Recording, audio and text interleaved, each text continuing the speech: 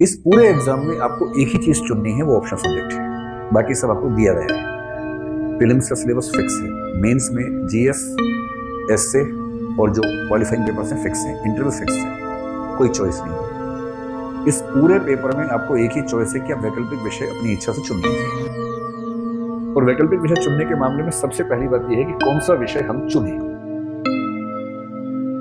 मैं इस पे बहुत विस्तार में कई बार समझाता हूं बच्चों को, भावुक होकर फैसला मत कीजिएगा। जिंदगी के सबसे गलत फैसले आमतौर पर वो होते हैं जो हम किसी भावना के अतिरेक में, तीव्र भावनाओं के वशीभूत होकर करते हैं, दिमाग उसमें नहीं लगाते हैं। ऑप्शनल चुनने का जो आधार है, 2-3 आधार प्रमुख रूप से माने जाते हैं, लेकिन मुख्य आधार केवल एक होता है। 2-3 आधार क्या होते हैं? एक आधार ये होता है कि उसमें कितने अंक मिलने की संभावना है। दूसरा एक आधार ये होता है कि वो जीएस में कितनी मदद करेगा।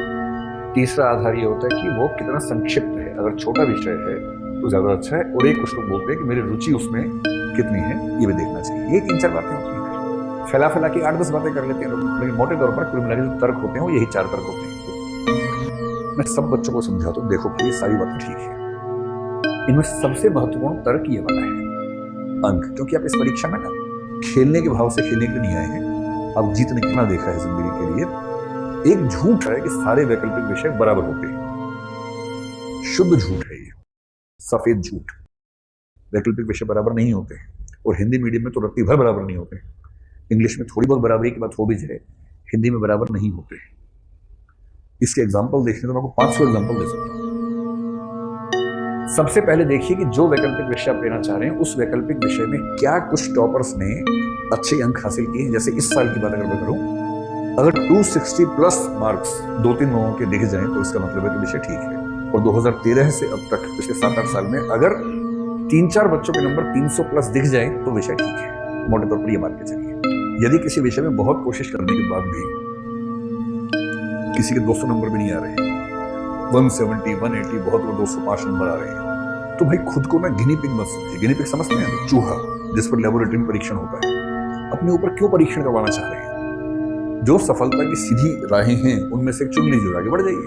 अपने ऊपर क्यों प्रयोग करना चाह रहे हैं? जिस भी चुन लीजिए और उन विषयों में देख लीजिए कौन सा विषय जीएस में हेल्प करता है, कौन सा संक्षिप्त है, किसमें आपकी रुचि है। और अगर बाई चांस ऐसा विषय ना मिले तो वही विषय लीजिए जिसमें नंबर आने की संभावना है, वरना फायदा क्या होगा। मुझे एक बच्चे ने एक बार कहा कि मैंने वो विषय लिया है जो 2.5 महीने में तैयार हो जाता है, मैंने 1.5 महीना बचा लिया अपना। फिर क्या हुआ ही नहीं मेंस। अगले सर फिर 1.5 महीना बचाया, अगले सर फिर 1.5 महीना बचाया, और फिर जिंदगी के 33 साल बचा लिए, नौकरी नहीं मिली, जिंदगी बची पूरी।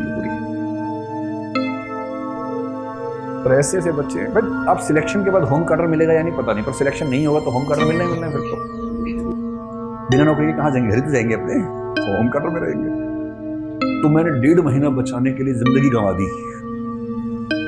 तो मैं तो वही विषय लूंगा जिसमें मेरी रुचि है, बेशक फेल हो जाऊं, रुचि से पढ़ूंगा, पढ़ता ही रहूंगा, सिलेक्शन नहीं होने दूंगा आपको। मैडम अगर इसके साथ मैच कर जाए तो सबसे अच्छा है, कोई दिक्कत नहीं है। मैच ना करे तो क्या करेंगे भाई? अल्टीमेटली आप ये विषय क्यों पढ़ रहे हैं? इसलिए पढ़ रहे हैं कि शौक है पढ़ने का आपको, या इसलिए पढ़ रहे हैं कि आपको आईएएस बनने के लिए कक्षा विषय चाहिए? इसलिए चाहिए ना। मतलब बाकी लोग परमाणु बम लेके घूम रहे हैं और आप लाठी लेके घूम रहे हैं वहां पर कि लाठी से बम पे मारूंगा, ऐसे थोड़ा होता है। जब हथियार चुनना है तो हथियार सबसे अच्छा चुनिए, कमजोर के चुनेंगे। अब हिंदी मीडियम में इस बार देखिए, हिंदी मीडियम में कायदे की बात, हमारे यहाँ बहुत सारे विषय पढ़ाए जाते हैं, आपको खुद चुन लेना है, यहाँ पढ़े कहीं पढ़े, आपकी चॉइस का मामला है। हिंदी माध्यम में कुल मिलाकर 2 विषय ठीक परफॉर्म कर रहे हैं। उनमें से एक का नाम है हिंदी साहित्य और एक का नाम है हिस्ट्री। और इस बार भी मैंने जो 20-22 बच्चे सिलेक्ट हुए, लगभग सभी के मार्क्स निकाल के देख लिए वैकल्पिक विषय के, यही 2 विषय ठीक से परफॉर्म कर रहे हैं। अगर मैं आपको संख्या बताऊं इस बार का, जो मेरे पास 21 लोग हैं, उन 21 लोगों के विषय कौन कौन से हैं अगर आप चाहेंगे तो मैं सबके नाम के साथ ही बताऊंगा। 21 में से 12 का विषय है हिंदी साहित्य, 4 का विषय है इतिहास, 2 का है भूगोल। इस बार एक नई एंट्री हुई है एंथ्रोपोलॉजी, एक बच्चे का मानव विज्ञान या एंथ्रोपोलॉजी है, और एक बच्चे का पॉलिटिकल साइंस है। मेरे ख्याल से हो गया होगा पूरा, 20 हुए हैं, तो एक विषय कोई और होगा। और कौन सा विषय होगा? हाँ, एक का मैथिली साहित्य है, मैथिली लिटरेचर, ये इस बार का है। कल ही मार्कशीट सही है, ये ट्रेंड है। अगर आपको नाम सुनने का शौक हो, है शौक तो बताओ सबका नाम, ये ऐसे ही मान लेंगे। मैंने कई बच्चों को लगता है ना कि पता नहीं क्या बात है, तो मैं सबके नाम और मार्कशीट नोट ही करके ले आया कि जिसका आपको डाउट होगा बता दूंगा कौन कौन है। ये 12 के 12 क्योंकि हिंदी साहित्य के मेरे स्टूडेंट्स को मैं जानता हूँ पर्सनली भी लगभग। मैं जो कहना चाह रहा हूँ, देखिए ज्यादा 3-5 करके बात बोलने का फायदा नहीं। मोटे तौर पर इन दो में से चुन लीजिए। अगर इनमें से मन ना माने कि नहीं मैं तो विद्रोह कर दूंगा और ये नहीं करूंगा, मैं मरना पसंद करूंगा, किंतु मैं हिंदी साहित्य पढ़ना पसंद नहीं करूंगा या इतिहास नहीं पढ़ूंगा, चाहे मेरा जीवन चला जाए, कोई बात नहीं। अगर ऐसी स्थिति है किसी के साथ, तो फिर पॉलिटिकल साइंस इस समय ठीक है, ट्राई कर सकते हैं। पॉलिटिकल साइंस भी अच्छा है, मतलब इस बार संयुक्त उसमें एक ही व्यक्ति है, वरना आमतौर पर 1-2-3 लोग उसमें सिलेक्ट हो जाते हैं, कोई दिक्कत वाली बात नहीं। एंथ्रोपोलॉजी इस बार एक नया ट्रेंड सामने आया है, अच्छे नंबर एक बच्चे गए हैं। आगे देखना है कि ट्रेंड कैसे रहता है, आगे ट्रेंड अच्छा होगा तो उसको भी ऑप्शन के रूप में रखेंगे, लेकिन फिलहाल बहुत स्कोप नजर मुझे नहीं आ रहा, लेकिन वेट करेंगे, 1 साल और देखेंगे, फिर उसके बारे में बात करेंगे। और यदि आप कहें कि नहीं मैं तो बाकी विषय में से कोई लूंगा, जैसे मैं लोक प्रशासन लूंगा, मैं अर्थशास्त्र लूंगा, तो फिर मैं कहूँगा ले लीजिए, जिंदगी आपकी, फैसले आपके, पार लीजिए, क्या दिक्कत है। ये तो अपनी चॉइस की बात है। मैं तो केवल ये बता सकता हूँ कि क्या ट्रेंड्स हैं, किसको देखना चाहिए, बाकी आपको जो ठीक लगे देख लीजिए। लेकिन वैकल्पिक विषय जो भी लें, एक बात ध्यान रखिएगा, अब उसमें चॉइस नहीं आती है, और वैकल्पिक विषय कहने को 500 नंबर का है। जीएस में 1000 में से हिंदी माध्यम में हाईएस्ट मार्क्स आते हैं 370, 375 जैसे इस बार आए, और वैकल्पिक विषय 500 में से हाईएस्ट आते हैं 275 इस बार के। यानी वैसे 500 नंबर का अंतर है, लेकिन स्कोर में केवल 100 का अंतर होता है। और इसलिए कहा जाता है कि जो असली निर्धारक है इस एग्जाम में वो ऑप्शनल सब्जेक्ट है, न कि जीएस है।